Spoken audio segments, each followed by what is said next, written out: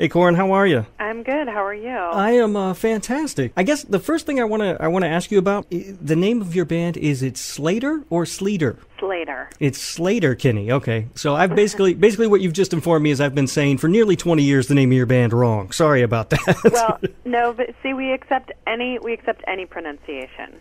Okay, all right, but officially, and in fact, people in the South often say Sleater-Kinney, so either one is actually correct. Okay. As long as you're saying the band name, you're fine. Okay, good. As long as we're talking about you, I guess, huh? Yeah. All right. So you guys had this long hiatus, and what was the impetus to come back after?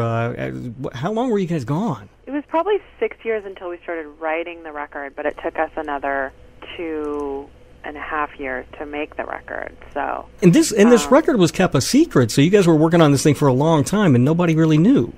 Yeah, I mean, we always wanted to work together again.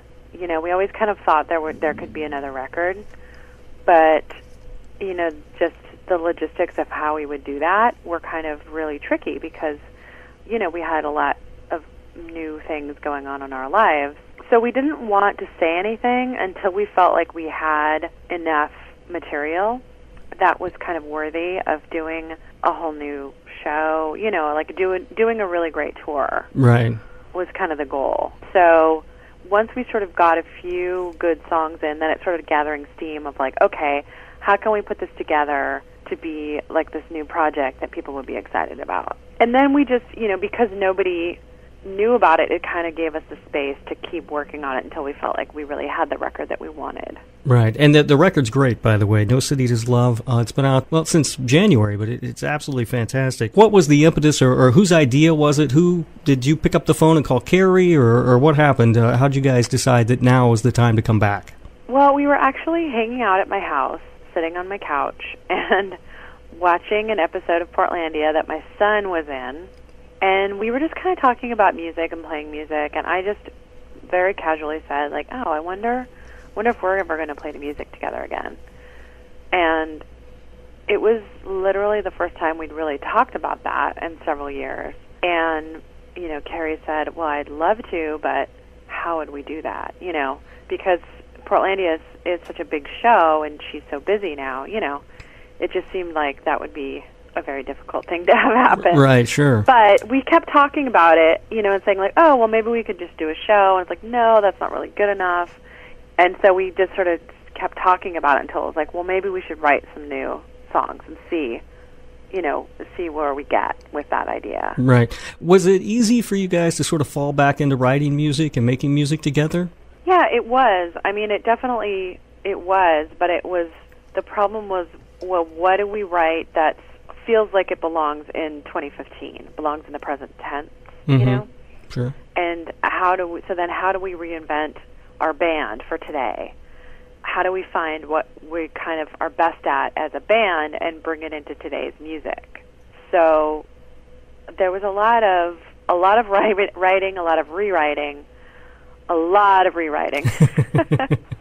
which was really great. I mean, that's one thing about being a little bit older is that you have the patience to go through the material and to edit it until it's in its best possible form. Right. Because there was no expectation, it provided us, you know, ample time to kind of redo things. Or what is the process like when you guys write? Do you guys each bring something to the table, or you'd all work together on it? How does that work? We use multiple strategies to write songs, and some of the songs came out of us just jamming together. Mm-hmm.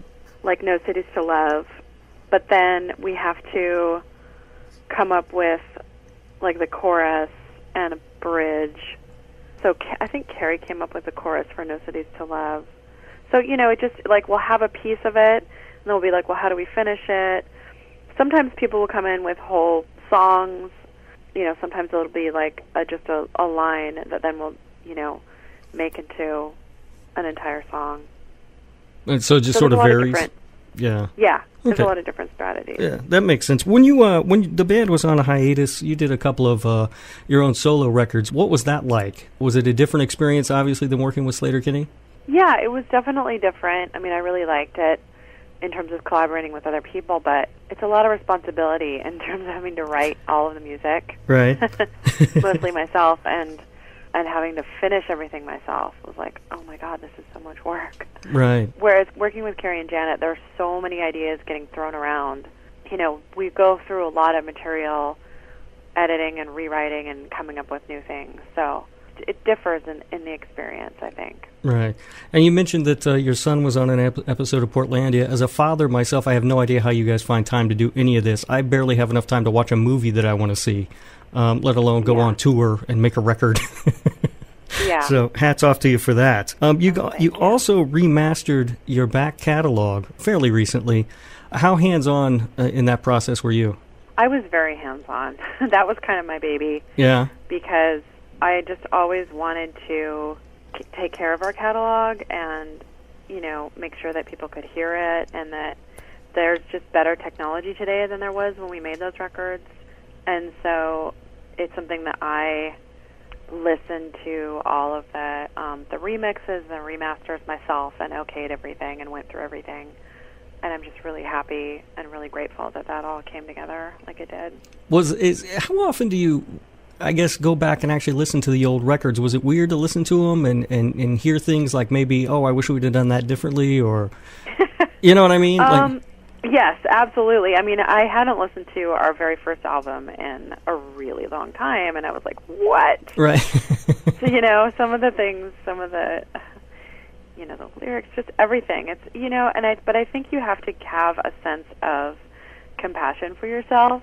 It's so easy to criticize yourself and be super critical of something you've done. And of course, there's things where I'm like, why did we do that? I mean, that we literally made that record in 24 hours. Oh, wow. That's a pretty quick turnaround. Yeah. Yeah. You know, we didn't have resources. Right. So I try and have compassion for who we were, and I also just wanted to kind of preserve that journey for people to understand that, you know, we really came at it as just super young artists struggling to tell our story, and that, you know, it was really rough in the beginning, and that, you know, that kind of all plays out to our development as a band and as people. Right. Did you have to fight the temptation to maybe fix some of those errors? Yeah, but, you know, some things couldn't be fixed. Right. There was one thing I fixed on the first record. Is that right? Where Carrie popped her pee when she was singing. But other things it was just like, no, we can't fix it. So. Right. Well, and the little flaws, you know, people get used to them. People love them. Yeah. Is it now, you guys, that was, 20 years ago the first record came out, right? Yeah, exactly. Yeah. Do you ever spend time, I have no legacy, so I don't know how people with one do this, but do you ever sit around and think about, hey, look what I did? I mean, I think that I did that with the catalog and going back and you know, kind of taking care of all of those records and saying, like, I'm really proud of what we've done, and, you know, all the music we've made together I think is really unique. So I think I did that when I you know, worked on that project. But otherwise, you know, that's just kind of a silly thing to do, I guess. Yeah, you don't spend a whole lot of time thinking about your place in history, huh? No, not really. When you guys, I guess, first started to sort of cross over into the mainstream, get mainstream attention, it was almost like, oh, look at this girl band that plays rock and roll. But you guys had come out of the Riot Girl scene, and I was wondering if, at that point in time, was there a lot of, you guys, it seems like almost stuck in the middle. Did you get a lot of sort of backlash from also the people from, you know, the scene that you'd come up from, of sort of like, oh, look at the sellouts, and then you got these other people on the mainstream side saying, oh, look at this cute little rock band. How did you deal with that?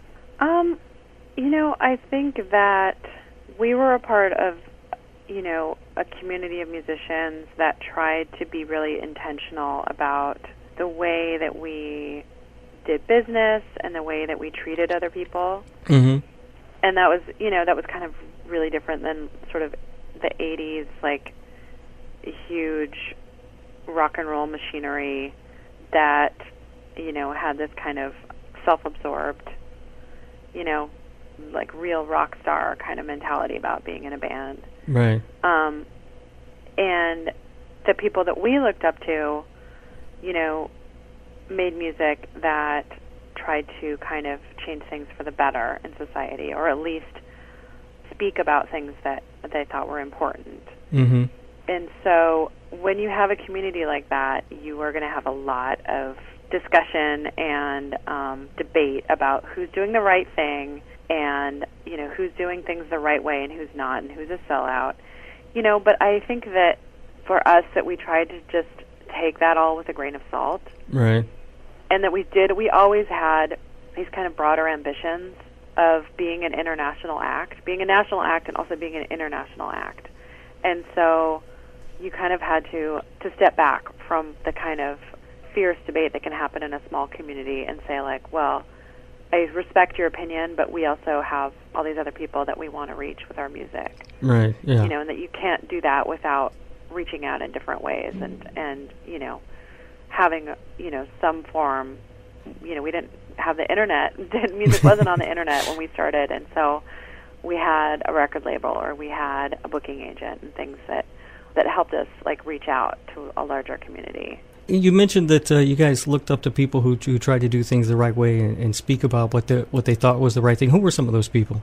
Well, I was definitely a huge fan of REM, mm-hmm. because they were just a band that was environmentally conscious, socially conscious, thought about how they did business and how they treated people. Patti Smith, she just has always been a huge inspiration in terms of being this really outspoken woman in rock. Fugazi, a lot of the K Records bands, Beat Happening, Bikini Kill, Sonic Youth. I mean, there were just a lot of bands that I really admired. Right. Okay. Are you the cool rock star mom at school now? Nope, I'm not Katy Perry or Taylor Swift, so absolutely not. All right. Well, Corin, thanks for talking to us today. I really appreciate it. And the album is No Cities to Love. It's absolutely fantastic. It's one of my favorite records of the year. And the show is coming up December 4th at Old National Center. We look forward to it. Thank you so much. We're looking forward to it, too.